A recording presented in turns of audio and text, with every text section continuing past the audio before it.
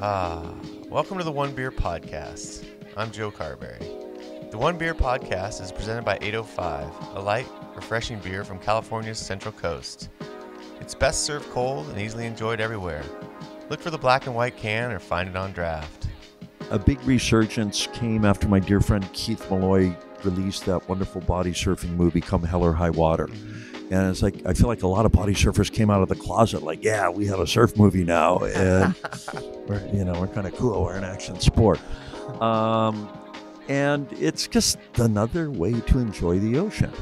And it is nice to see the sport once again, with today's technology and social media, that these, freaky individualistic body surfers can kind of connect with one another around the world. Mark Cunningham has lived a charmed life. He is without a doubt the most recognizable body surfer in the world thanks to films like Sprout, A Broke Down Melody, and Come Hell or High Water. But he's a surf fan too, and a fan of surfing culture. A retired North Shore lifeguard, at 64, Mark has seen so many changes in the surfing world, and I really wanted to extract all that wisdom from him for listeners. I sat down with Mark for a wide-ranging interview after he got out of the water following an unruly session at Pipeline. Well, I'm with Mark Cunningham. We're actually sitting at Sunset Elementary School, and we're going to have a little chat here on the One Beer Podcast with thanks to 805. You were out at Pipeline in between heats. They had a hold on the contest today, and I saw you out there. It wasn't small, and it was pretty messy. How was that? It was very messy. But yeah, it's a little trick I've been doing for many years from when I used to be in the lifeguard tower, and during the contest, we'd swim out for help out water patrol, be an extra set of eyes and ears and arms and fins in the lineup in case something went wrong. And of course, you catch a couple on the shoulder if something nice swings your way and no one's on it. So, that was kind of fun. We're having the warmest water this winter. This is the warmest December I can ever. You can just stay out in the water for hours and hours. Joe, there just might be something to this global warming after all, huh? I think it could be. What do you think? There's some fake news, real news. I think it's real news. When you have that much science backing it up, I don't know if it could be fake. Let's hear it for science. You would know too. I mean, do you feel a lot? I mean, how in tune do you find yourself with what's going on out there? Especially as a body surfer, you've got to pretty much know everything that's going on. Well, far from it. I'm just a retired lifeguard. I don't know a whole lot of stuff. But what's funny? You asked me what I know. What's so funny is I don't know a thing about water temperature. Hawaiian surfers cannot tell you a single thing about water temperature. It's either nice or it's cold or it's warm. And you go to California and you guys will quibble over a degree or two drop, rise or drop. It's amazing what human thermometers you guys are, that you know the water temperature so well. And it's something that we don't talk about here. Oh yeah, in California malls, if it's 65 and you go outside and people are wearing sweaters and it's winter, if it gets down and the air temperature changes a bit. It's December, it's winter here. That's why I'm wearing a long sleeve T-shirt. That's your coat. How often do you get out at Pipeline? I mean, that's for a 64-year-old guy, you're looking pretty amazing. That's kind of you. Not as much as I used to. I live in Honolulu now. My beautiful wife and I have a gorgeous home there. And I drop in when I can. I like to come out this time of year to see all my old friends and make new friends. Hello, Joe. Yeah. And see the greatest surfers in the world, one of the greatest waves in the world. It's like, who doesn't want to see the Pipeline Masters in the flesh?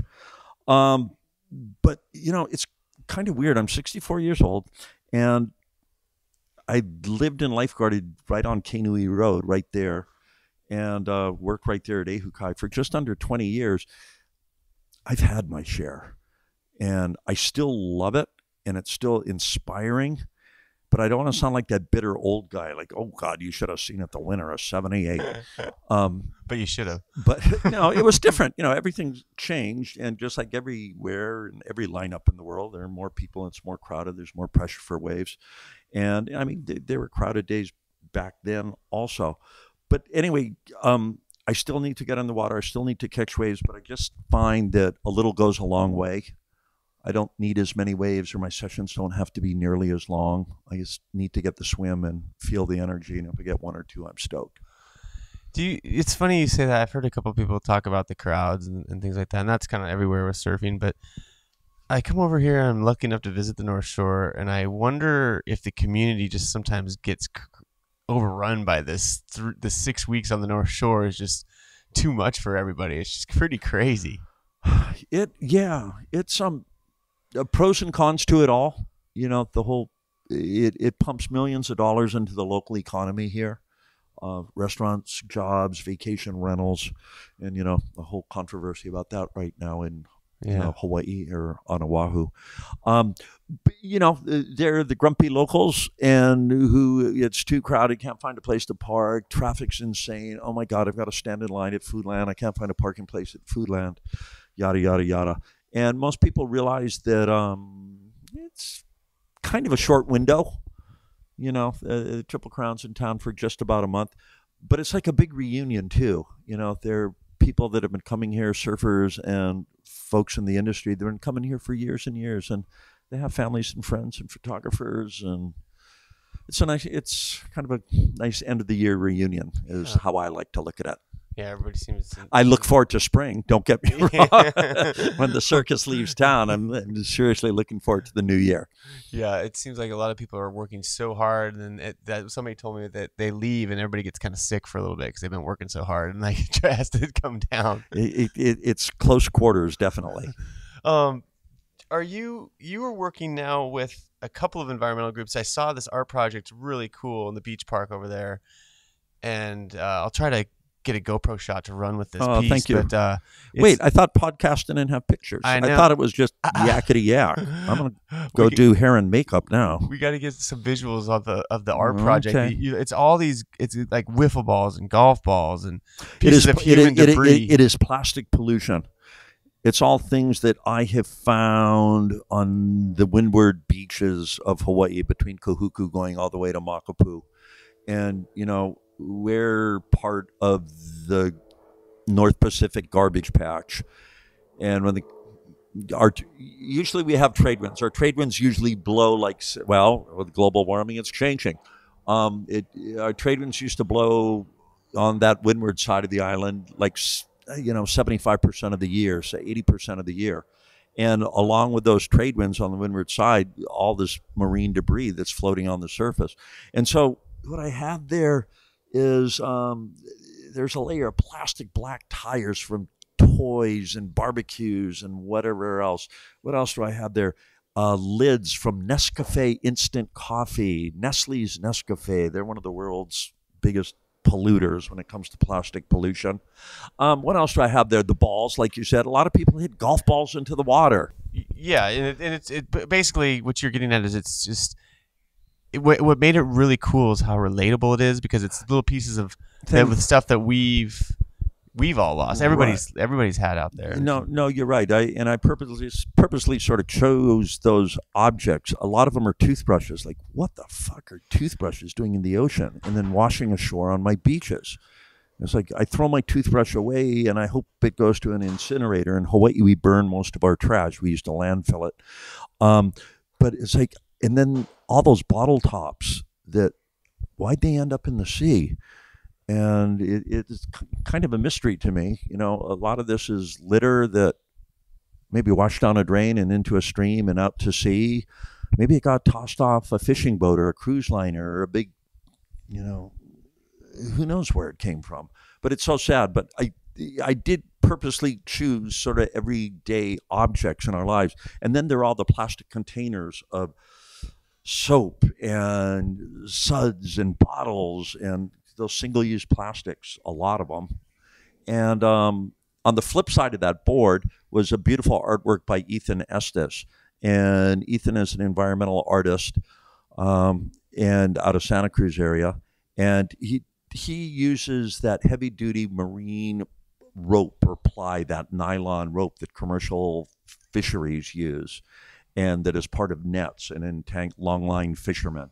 And so Ethan's work sort of with that material sort of focuses on the industrial grade fishing that rapes the Pacific Ocean. And then the flip side of mine was, that everyday human trash of ours that somehow ends up in the sea and on our beaches and now, into the ecosystem. The fish are eating it, and we're eating the fish.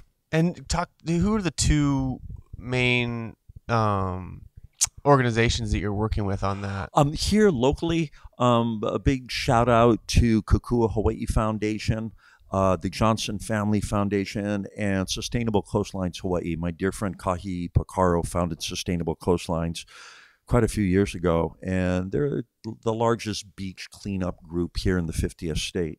And, beach cleanups are not the answer.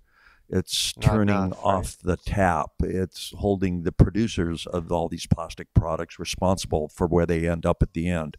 It's, it's the guys that made it should be responsible for it. But anyway, those are a couple of the organizations. Big shout out to WSL Pure for putting everyone together and, trying to make the WSL contest as green as possible.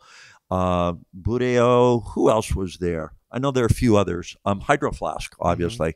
I mean, that's a real simple, easy thing that people can do is reusable high water bottles that people buy plastic water bottles, just pay money for water. Absolutely blows my mind. And then there's that plastic to deal with afterwards. We're so fortunate in Hawaii. The quality of our drinking water is really, really good. So we can go to a tap and drink water and feel pretty darn safe about it. Just to touch on what you said, though, the tap is still on pretty hard with these plastic productions, people producing it. Yes. Where have you seen in your lifetime any slowdown at it or awareness at the corporate level at all? Are we seeing any awareness at the corporate level? It doesn't feel like we're seeing awareness at the corporate level, and that's the main problem. Oahu just enacted, after years and years of fighting the fast food industry, a really strong plastic ban in regards to silverware and plasticware, knives and forks, and styrofoam containers. And so things are changing. As glacial as it may seem, awareness is coming. And, one aspect of the plastics is that it's dinosaur juice, it's oil, and that'll run out eventually. And I just feel like we should be using that for more important things, there's just so much disposable crap in our lives, wrappers and toys and gigas and unnecessary things that I wish our oil was being used, for instead of. Yeah. Oil to run emergency vehicles is probably okay, I guess. Yeah. To save some lives. Yeah. No, there are priorities, for it differently. But change will happen. There will come biodegradable or more sustainable resources that can make these containers that so many of us go through every day. It's pretty cool to see people like yourself do that, and I think that it takes an army to sort of raise that awareness. So it's nice that what's the old saying? Act locally, think globally, For something sure. like that. Yeah. And we all just have to do our little part. And all these little parts sort of add up. The cynic would say that that's just a little drop in the tiny drop in the ocean. Oh, it is. But on the flip side, it really I works. hope it sparks some young, brilliant kid who's in Sunset Beach Elementary School or, high school somewhere in college to find a solution to this. And like I say, it's glacial, but I have faith. You have to be optimistic or hopeful. It's so easy to get cynical or pessimistic. I don't want to be that guy. Do you see that? That's funny you say that, because I like that this world of surfing is in the greater world of outdoor action sports, whatever you want to call it, to put them all together. It's like skateboarding and surfing definitely have the most healthy cynicism. Do you see that? People get kind of burned, and I don't know why that is. They just get such a nasty attitude, and I think positivity. There's a great portion of the surfing community that is very positive and it's beautiful, right, but there is this underlying, very loud, negative voice. It's just brutal, Yeah. Huh? Why is that? Do I tell you to go look at the Beach Grit commentators? Yeah, God, get a life. I can't. I can't disagree with that. Yeah. To each their own. The cup is half full or half empty. It all depends how you want to look at it. One of my favorite sayings is, "Today I choose happiness." I can choose to be upset, sad, grumpy, pissed off, what have you. But like, today I want to be happy, and it's pretty much a mindset. And it seems like getting in the water, you said that, all you have to do is get in that salt water, and it's changes. Something changes. Yeah. No, it's definitely hydrotherapy, aquatherapy. I'm sure there's a scientific explanation for, the air, the salt air and what have you, and yada, yada. I can't explain all that. I just do know that it makes me feel good. And a lot of people, it's healing after a hard day of work. How many people, just charge to the ocean? You got to rinse it all off and feel better. It would make the world a better place if more people did it. I'm sure. I wanted to ask you also about this. There is, body surfing is I think you said having a moment here of resurgence. It's kind of cool to see. Have you? What are you thinking about that? You must find joy in that and seeing that. I do. It's, it's been a part of my life for over 50 years, and I was real lucky that it worked hand in hand with the lifeguarding career, and a big resurgence came after my dear friend Keith Malloy released that wonderful body surfing movie, Come Hell or High Water. Mm-hmm. And it's like, I feel like a lot of body surfers came out of the closet like, yeah, we have a surf movie now. And we're kind of cool. We're an action sport. And it's just another way to enjoy the ocean. And it is nice to see the sport and, once again, with today's technology and social media, that these, freaky individualistic body surfers can kind of connect with one another around the world. And they're, here in Hawaii locally, there's the young kids are blowing my mind with the tricks and flips and belly rolls and stuff that they're doing that I'm not going to start even trying to do that at this point in my life. I have a lot of fun with it. But and the big wave riders in Europe and Brazil, it's pretty neat. Yeah. Now, is there a thing, like a purist thing where like plane or no hand plane, or it's okay to use a hand plane, or what? Oh yeah, of course. I'm sort of the old school al natural, without a handboard or a hand plane, but that's just my preference. Back in the day, late 70s, early 80s, out here on the North Shore, I had two dear friends who were both hand boarders, hand planers. They both made their own boards, these concave, beautiful things. One guy was Chip Hartman. He made these beautiful hand boards out of balsa wood. He'd glass them up and little concave. They look like pistachio, king-size pistachio shells almost. And then a character, Glenn Whitford, a.k.a. Red Wings. And those guys would take off on bigger waves than me and go further and faster and deeper. And but they were kind of like following that handboard. They were cuffed to it, so to speak. And I like to move my hands all over the waves. You're sort of riding this handboard, whereas when I'm body surfing, I can sort of move my body in all kinds of weird contortions, where if I had a handboard attached to it, I wouldn't be able to do that. So it's just a matter of preference. Pros and cons to both. What's real interesting is that it's sort of the, DIY, do-it-yourself movement, where I see a lot of people shaping handboards, which I think is really cool. Just scrap pieces of wood, broken surfboards, what have you. Yeah, and McDonald's it's kind trays. of scratching that creative itch of them, Yeah, it's really cool. And you sound like such a surf fan, which I love too. And I know you've been watching this contest, and you have your home favorites here. Sure. Who do you find yourself rooting for? That hasn't won a world title. I've been asking people like this. Who would you like to see kind of break through and get that monkey on their back? It's so funny. Yesterday, Owen Wilson's performance just absolutely blew my mind.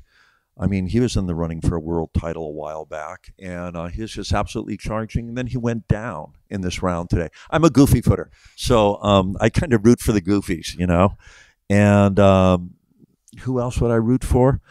Who hasn't won a world title? I don't know. Anyone. It's like, may the best man win. It's such a struggle, though. You see these guys like personally, it'd be nice to see Julian break through. Sometime Philippe, get those monkeys off their back. It's like these guys. You want everyone. I'm kind of a communist, or AYSO soccer. Everyone's a winner. It's like all these guys. They're on the tour. Yeah. All these guys are so damn good. I mean, day before yesterday, you saw that what you call that the trials. Mind blowing how good all those guys are, you know. And I don't know if either one, Imai or Billy, I think went down today at the hands of It was Owen the big Wright too, boys. not Owen Wilson. Owen Wilson was in that. Oh yeah, I've it's been all making. good. I do that all the time too. God, I'm so embarrassed. No, I do that. Is he really a surf fan? I do. don't know. No, I just want. I've done that same thing because I love these movies too. Owen Wilson's hilarious, but thank you for correcting me. No, it's okay. I just wanted to make sure I had that right before we put it out. But do you think that being on the tour then's the reward? That's the life. So whatever for these guys. That's kind of what you're getting at. Like you like to. I think all those guys would be surfing anyway, whether or not they were getting paid. Mm-hmm. Yeah, you know, there's the proverbial living the dream. You know, they get to surf these incredible and they're incredible athletes. They've earned it. You know, you got to have a serious set of balls on you to take off on those things they're doing at Pipeline and Backdoor. Easier said than done. Yeah. Oh my gosh, it's frightening just to watch. It is. It's a radical wave. Is it nice to kind of, come back here and see all your lifeguarding friends on the beach? And I feel very Forrest Gumpish with my love of life of surfing. I remember I had two older sisters, and they liked surfer boys. And so I kind of got the bug early on. And I remember going to the supermarket and waiting for Surfer to get put on the stands when it was a big 75 cents a pop, and it would come out every 2 months. And you would memorize every black and white photo and caption and who it was and what kind of board they were riding. And I still do that. I miss magazines. Yeah, I know. I really, really miss magazines. A lot of us have gone through in the media have our careers have spanned print and the fall of print, so it's just been really weird. I'm old school. I still read a newspaper in the morning, and thank God the Surfer's Journal comes into my mailbox. You know, amen. But no, I love surfing. I wish I was better at it, and so it's like growing up in Honolulu. My sister was a classmate of world champion Fred Hemmings, and Jerry Lopez went to the same school as my sister, and the Lopez family lived down the street where we grew up in New Valley, and Randy Rarick kind of lived in New Valley on the east side. So you'd see these guys in magazines, but then you'd also hear that they went to the school down the road, or you'd see them at your supermarket, you know, and you kind of go, oh, wow, they're a celebrity. They're in a magazine, but they're kind of like normal people too. So maybe the surfing isn't such a wild or wacky thing.